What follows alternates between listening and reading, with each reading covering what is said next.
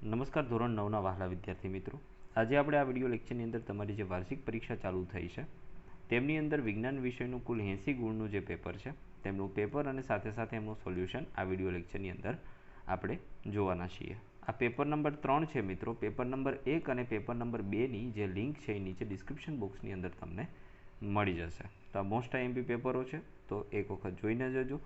તો હવે જોઈએ સેક્શન એ એટલે કે વિભાગ એનું સોલ્યુશન જોઈએ, જેમાં પહેલો પ્રશ્ન છે આપેલા વિકલ્પમાંથી સાચો વિકલ્પ પસંદ કરીને લખવાનો છે. પ્રશ્ન ક્રમ 1 છે, નીચેનામાંથી સૂકો બરફનું અણુસૂત્ર કયું છે?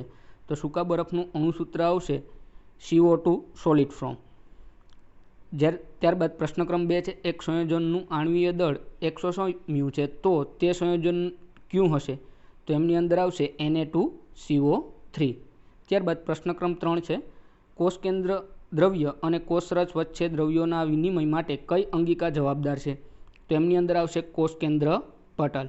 ત્યારબાદ જોઈએ વનસ્પતિઓમાં અનવાહક પેશીનું મુખ્ય કાર્ય શું છે? તો એમની અંદર આવશે ખોરાકનું વહન. ત્યારબાદ પ્રશ્ન ક્રમ 5 છે, નીચેના પૈકી કયો સમાવેશ શ્વેત રુધિર કણિકા તરીકે થતો નથી? તો એની અંદર આવશે દ્રાક કણ. ત્યારબાદ કીધું છે નીચે આપેલા વિધાનો સાચા બને તે રીતે ખાલી જગ્યા પૂરવાની છે, એટલે કે ખરું છે કે ખોટું? તો કપૂર ઉદ્ભવ પામતી પદાર્થ નથી, તો વિધાન છે એ કેવું છે? ખોટું છે. ત્યારબાદ દૂધનું દહીંમાં રૂપાંતર થવું એ ભૌતિક ફેરફાર નથી, આ વિધાન કેવું છે? રાઈટ છે. ત્યારબાદ પ્રશ્ન ક્રમ 8 છે, ખરું કે ખોટું જણાવો. એમાં કીધું પદાર્થનું વજન ધ્રુવ પ્રદેશની વિષુવવૃત્ત તરફ જતા વધે છે, તો વિધાન કેવું છે? ખોટું. ત્યારબાદ નીચે આપેલા વિધાનો સાચા બને તે રીતે ખાલી જગ્યા પૂરવાની છે, અને એમાં પ્રશ્ન ક્રમ 9, ખાલી જગ્યા આવૃત્તિવાળું તરંગ આપણને સાંભળી શકીએ, તો એની અંદર આવશે 150 હર્ટ્ઝ. ત્યારબાદ પ્રશ્ન ક્રમ 10 છે, પીનસ મોનોડોન ખાલી જગ્યા છે, તો એ આવશે સમુદ્રી જીગા. ત્યારબાદ પ્રશ્ન ક્રમ 11, નિયમિત વર્તુળમય ગતિ કરતા પદાર્થ માટે ખાલી જગ્યા અચળ અથવા એટલે કે નિયમિત હોય, તો કોણ? તો કે ઝડપ. ઝડપ છે એ કેવું હોય? નિયમિત હોય. ત્યારબાદ પ્રશ્ન ક્રમ 12 છે, કારે કાપેલું અંતર કારમાં રહેલા ખાલી જગ્યા સાધનની મદદથી જાણી શકાય, તો શું આવશે? કારનું ઓડોમીટર. ત્યારબાદ પ્રશ્ન ક્રમ 13, ખાલી જગ્યાનું ઝડત્વ સૌથી વધુ હશે, તો એમની અંદર આપ્યું સ્કૂટર, ટ્રક અને કાર, તો સૌથી વધુ મોટું કોણ? તો કે ટ્રક, એટલે એનું ઝડત્વ કેવું હશે? સૌથી વધારે. ત્યારબાદ નીચે આપેલા પ્રશ્નોના ટૂંકમાં જવાબ આપવાના છે. એમાં પહેલું કીધેલું છે કારણો દર્શાવો. લાકડાનું ટેબલ ઘન પદાર્થ કહેવાય, તો એમાં આપણને અહીં આન્સર આપેલો છે લાકડાના ટેબલના ઘટક કણો એકબીજા સાથે પ્રબળ આંતર આણ્વીય આકર્ષણ બળ દ્વારા જોડાયેલા હોય, તેમની વચ્ચે નહિવત આંતરાણવીય અંતર હોય છે, તે અદબનીય છે, તે વહનશીલ નથી. આ બધા ગુણધર્મ દ્રવ્યની ઘન અવસ્થા હોય. લાકડાનું ટેબલ ઘન પદાર્થ કહેવામાં આવે છે. ત્યારબાદ પ્રશ્ન ક્રમ 15 છે, માખણના કલીલનો પ્રકાર જણાવવાનો છે, તો એ કેવો પ્રકાર છે? જેલ, એટલે કે જેલી જેવું હોય, એટલે એનો પ્રકાર થશે જેલ. ત્યારબાદ પ્રશ્ન ક્રમ 16 છે, અમીબામાં કઈ બે વિશિષ્ટ રસધાનીઓ જોવા મળે? તો અમીબામાં ખોરાક સંગ્રહ કરતી અંધાની અને વધારાના પાણી તેમજ ઉત્સર્ગ દ્રવ્યો ત્યાગ કરતી રસધાનીઓ, એમ બે વસ્તુ જોવા મળે, એટલે કે એક અંધાની અને એક બીજી છે એ રસધાની. ત્યારબાદ પ્રશ્ન ક્રમ 17 છે, ગુરુત્વાકર્ષણ બળનું મૂલ્ય શેના પર આધાર રાખે છે?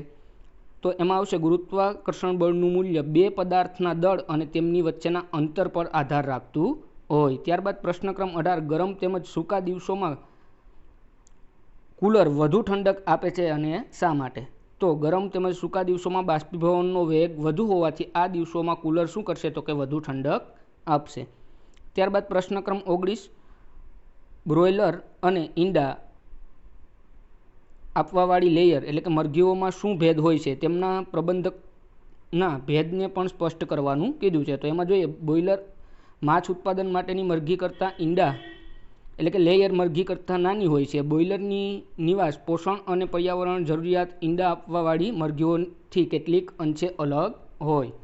ત્યારબાદ કીધું છે નીચે આપેલા પ્રશ્નોના માગ્યા મુજબ ઉત્તર આપવાના છે. એમાં પ્રશ્ન ક્રમ 20 છે, માછલીઓ કેવી રીતે મેળવાય છે? તો માછલીઓ બે રીતે મેળવાય. એક પહેલું છે પ્રાકૃતિક સ્ત્રોત, જેને માછલી પકડીને, અને બીજું છે મત્સ્યપાલન એટલે કે માછલીનું સંવર્ધન કરીને. એવી રીતના બે રીતે, એટલે કે એક રીતના કૃત્રિમ રીતના ઉછેરવામાં આવે ને એક દરિયામાં આપણે કુદરતી રીતે મળતું હોય એવી રીતે.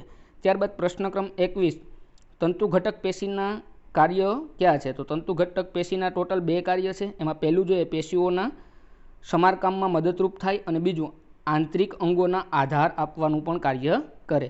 ત્યારબાદ પ્રશ્ન ક્રમ 22 છે, રણ પ્રદેશમાં ઉગતી વનસ્પતિમાં બાહ્ય સપાટી પર કયા પદાર્થનું સ્થૂલન જોવા મળે છે? તો ક્યુટીનનું સ્થૂલન છે એ જોવા મળતું હોય. ત્યારબાદ પ્રશ્ન ક્રમ 23 છે, ઝીંક કે પોટેશિયમમાંથી કયું તત્વ ગુરુ પોષક તત્વ છે? તો પોટેશિયમ છે એ ગુરુ પોષક તત્વ છે. ત્યારબાદ જોડકા જોડવાના છે, જેમાં પ્રશ્ન ક્રમ 24માં કીધું છે પ્રવેગનો એકમ. તો પ્રવેગનો એકમ થશે વિદ્યાર્થી મીટર ઇન્ટુ સેકન્ડ -2, એટલે અહીંયા તમારે જવાબ આવશે સી. ત્યારબાદ પછી બળની વ્યાખ્યા. તો બળની વ્યાખ્યા થશે ન્યૂટનનો ગતિનો પહેલો નિયમ. તો આમની સામે આવશે બી.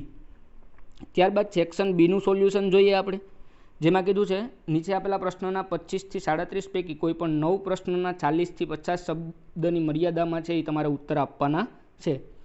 એમાં પ્રશ્ન ક્રમ 26 છે, વૈજ્ઞાનિક કારણ આપો. મધ અને શાહીનું ટીપું સમાન કદના પાણીમાં ઉમેર્યા બાદ બંનેનું પાણીમાં પ્રસરણ અસમાન છે. તો એમનું સોલ્યુશન અહીંયા બાળકો તમને આપેલું છે, તમારે એમને તૈયાર કરી લેવાનું છે. ત્યારબાદ પ્રશ્ન ક્રમ 27 છે, નીચેના સંયોજનના સૂત્ર લખો. એમાં કીધું છે પોટેશિયમ નાઇટ્રાઇટ અને પાણી. પોટેશિયમ નાઇટ્રાઇટનું થશે KNO3, અને પાણીનું તો આપણે બધાને આવડતું જ હોય H2O. ત્યારબાદ જોઈએ પ્રશ્ન ક્રમ 28, એમોનિયા સંયોજનમાં રહેતા તત્વની ટકાવારીની ગણતરી કરવાની છે. તો નાઇટ્રોજન અને હાઇડ્રોજન બંનેની ગણતરી કરશો, એટલે નાઇટ્રોજનની અંદર આવશે 82.35% અને હાઇડ્રોજનની અંદર આવશે 17.65%. ત્યારબાદ પ્રશ્ન ક્રમ 29 છે, દ્રવ્યના મૂળભૂત બંધારણીય ઘટકો કયા કયા? તો દ્રવ્યના મૂળભૂત બંધારણીય ઘટકો અણુ અને પરમાણુ છે. જુદા જુદા પ્રકારના દ્રવ્યોનું અસ્તિત્વ તે દ્રવ્યની રચના કરતા જુદા જુદા પરમાણુઓને કારણે હોય છે.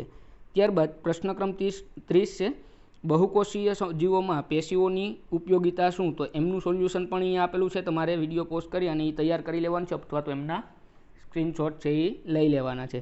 ત્યારબાદ પ્રશ્ન ક્રમ 31 છે, ટૂંક નોંધ લખવાની કીધી છે, અને કાસ્ટથી એમની ટૂંક નોંધ અહીંયા તમને નીચે આપેલી છે, તમારે એમને તૈયાર કરી લેવાનું છે. ત્યારબાદ પ્રશ્ન ક્રમ 32 છે, 50 મીટર ત્રિજ્યાવાળા વર્તુળાકાર પથ પર એક વ્યક્તિ 5 ચક્કર પૂર્ણ કરે છે. તે વ્યક્તિએ કાપેલું અંતર અને કરેલા સ્થાનાંતરનું મૂલ્ય છે એ તમને શોધવાનું કીધું છે.